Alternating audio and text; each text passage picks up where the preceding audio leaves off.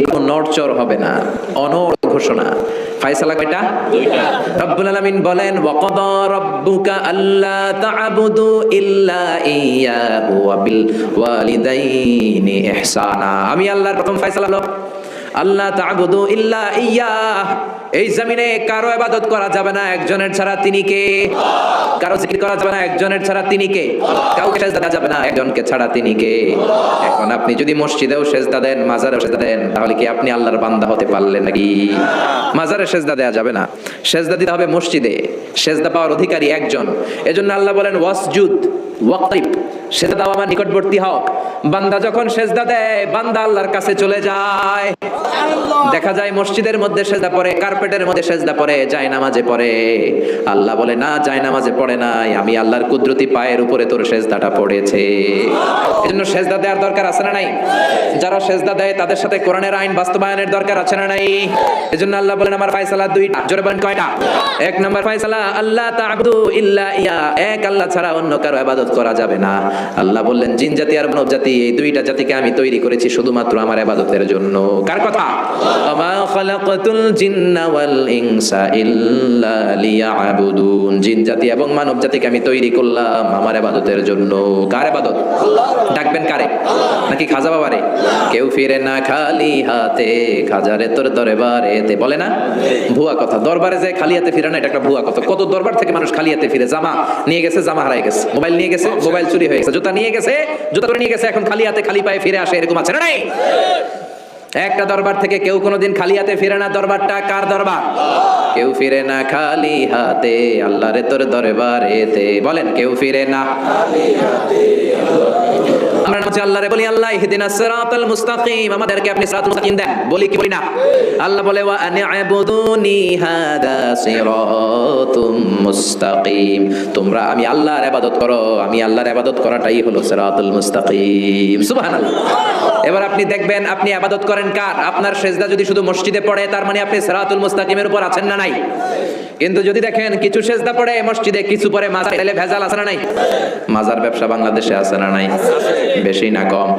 হক্কানি ওলিয়া উলিয়াদের সাথে আমাদের কোনো দ্বন্দ্ব নাই, কিন্তু মাজারকে পুঁজি করে যারা ব্যবসা করে, ভণ্ডামি করে, এগুলোর সাথে ইসলামের কোনো সম্পর্ক নাই। তো তেল বান্দা কালমা চোরে, না পায় শ্মশান না পায় ঘর, দিন থাকিতে আইরে পথে ছাইড়া দে ভণ্ডামি ভণ্ডামি ভণ্ডামি ভণ্ডামি, ছাইড়া দে ভণ্ডামি। নামাজ কালাম পড়ে না, ইবলিস শয়তানের নান, আছে না নাই? দরবারের খাদেম, নামাজ নাই, রোজা নাই, লাল শালু পড়ে, চুল আর দাড়ির ভেতরে জটলা, 3 মাসেও গোসল করে না, আছে না নাই? নামাজ রোজা করে না, ইবলিস শয়তানের নানা, ধর্মের একখান খুঁটি ধইরা কয়দিন করবা হয়রানি, ভণ্ডামি ভণ্ডামি ভণ্ডামি, ছাইড়া দে ভণ্ডামি। ঠিক কি না? এরকম ভণ্ডামের সাথে ইসলামের কোনো সম্পর্ক। এজন্য আল্লাহ বললেন গোলাম সেজদা দিবা একজন রে, তিনি কে? এই পৃথিবীতে আল্লাহ যত নবী পাঠিয়েছেন, যত রাসূল পাঠিয়েছেন, সব রাসূলের দাওয়াত ছিল একটা। কয়টা? কোন নবীর সাথে আরেক নবীর কথার কোনো গরমিল ছিল নাকি? এক নবী বলছে আল্লাহর ইবাদত করো, আরেক নবী এসে বলছে কৃষ্ণের ইবাদত করো, এরকম হয়েছে? এক নবী বলে আল্লাহর ইবাদত করো, আরেক নবী বলে গৌতম বুদ্ধের ইবাদত করো, এরকম আছে নাকি? সব নবীরা বলে ইয়া কওমি ইবুদুল্লাহ মা লাকুম মিন ইলাহিন গায়রুহু আফালা তাত্তাকুন। ও আমার কওমের লোকেরা, ইবাদত করবা একজনের, তিনি কে? তাহলে আল্লাহ বললেন গোলাম আমার ফয়সালা দুইটা।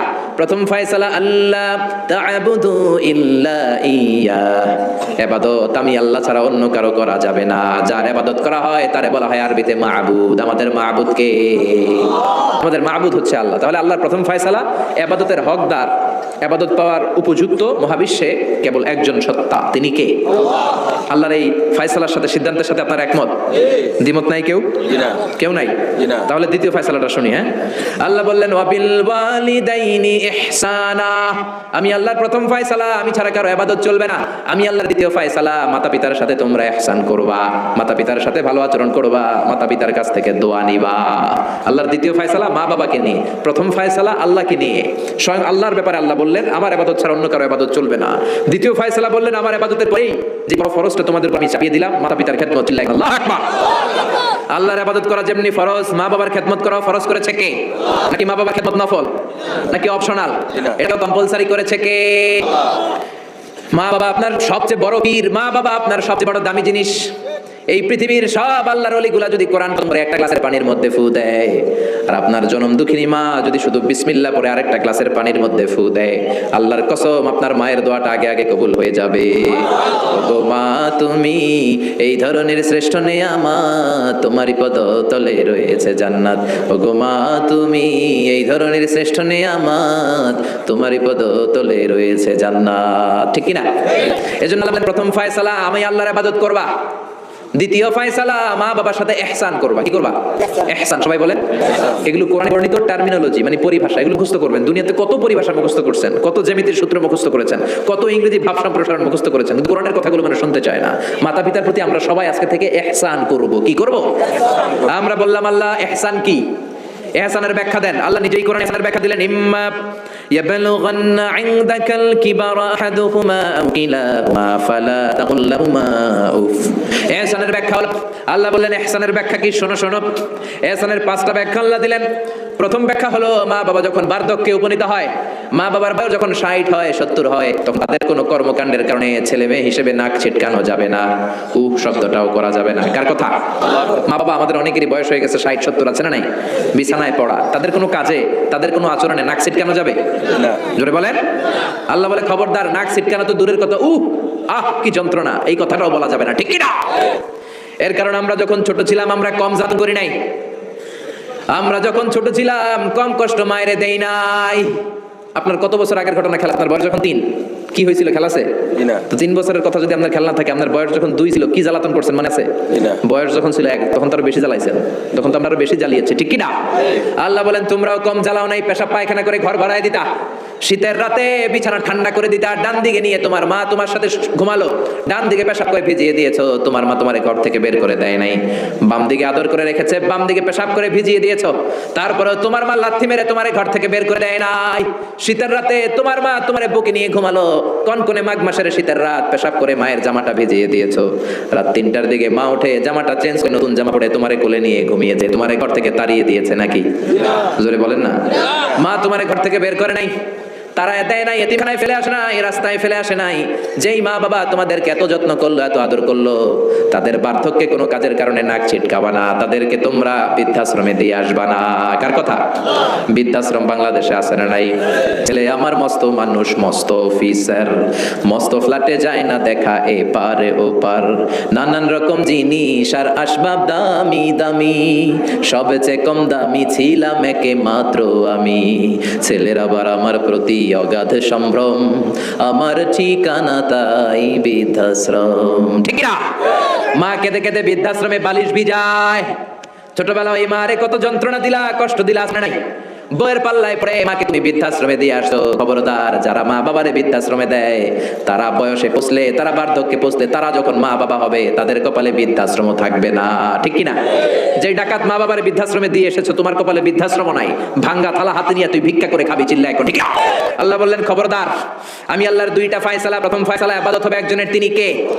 আর ইহসান করবা মা বাবার সাথে। আমরা বললাম ইহসান কি? আল্লাহ বললেন মা বাবা যখন বার্ধক্যে পৌঁছে, খবরদার তাদের কোনো কাজে নাক ছিটকাবা না, বৃদ্ধাশ্রমে দিবা না, তাদের খেদমত করবা। তোমার জীবনটারে উজালা করে দিবে কে? জোরে বলেন না।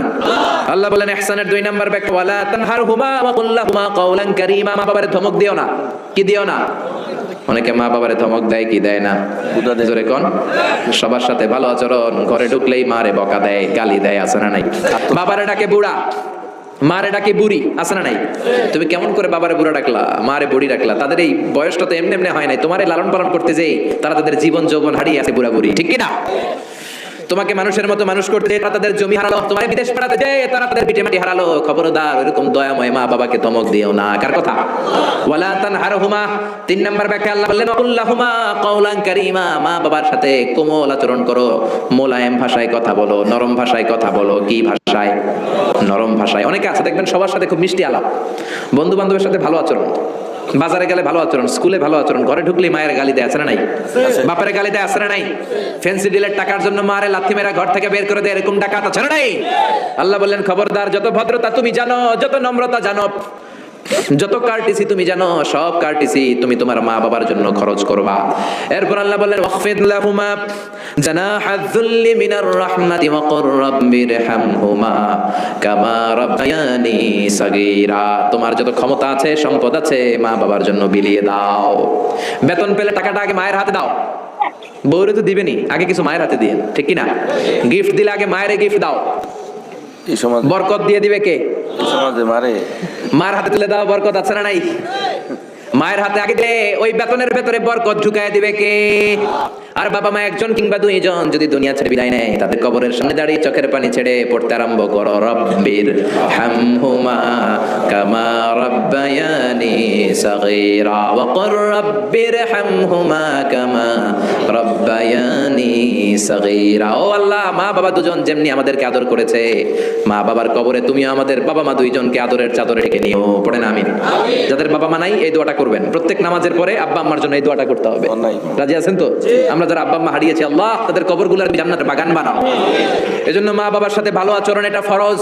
যুবক ভাইয়েরা, রক্ত গরম, মাথা ঠিক থাকে না, মার সাথে কি বলো, বাবার সাথে কি আচরণ করো। যেই বাবা মা তাদের জীবন যৌবন শেষ করলো তোমার জন্য, খবরদার ওই বাবা মারে গালি দিও না। তুমি নামাজি পাও, তুমি আল্লাহর ওলি হতে পারো, হাজী সাহেব হতে পারো, কিন্তু মা বাবা যদি তোমার উপর নাখোশ হয়, তোমার দুনিয়াও শেষ, আখিরাতও আমও শেষ। সালাও। এজন্য বিশ্বনবী বললেন সবচেয়ে ভালো আমল মা বাবার সাথে ভালো আচরণ। আরবিতে এটারে বলে বিররুল ওয়ালিদাইন। কি বলে? বিররুল ওয়ালিদাইন। এক সাহাবী বলল, নবী আইয়ুল আমালি আফদাল, এই পৃথিবীর বুকে সবচাইতে সেরা আমল কোনটা? বিশ্বনবী বললেন তিনটা। কয়টা?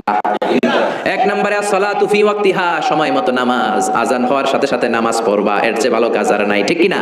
সালাতে কায়েম করো, সালাতে কায়েম করো, হবে সম্মানী তুমি, হবে জান্নাতি তুমি, হবে সম্মানী তুমি, হবে জান্নাতি তুমি, দিবে কাল হাসরে শীতল ছায়া আরশে আজিম, রাব্বিয়াল আলা রাব্বিয়াল আযীম। সুবহানাল্লাহ পড়েন। এক নাম্বার হলো আসসালাতু ফি ওয়াক্তিহা, সময় মতো নামাজ পড়া। দুই নম্বরে বিররুল ওয়ালিদাইন, মাতা পিতার খেদমত করা। তিন নম্বরে আলহাদু ফি সাবিলিল্লাহ, আল্লাহর রাস্তায় জিহাদ করা। আল্লাহর রাস্তায় জিহাদের দরকার আছে না নাই? আছে। এই তিনটা আমল সেরা। নামাজ যেমনি সেরা, মাতা পিতার সাথে ভালো আচরণ সেরা, জিহাদ করা সেরা। আরেক বর্ণনা বিশ্বনবী বললেন মা বাবার খেদমত করা জিহাদের চেয়ে বেশি দামি। আল্লাহু আকবার।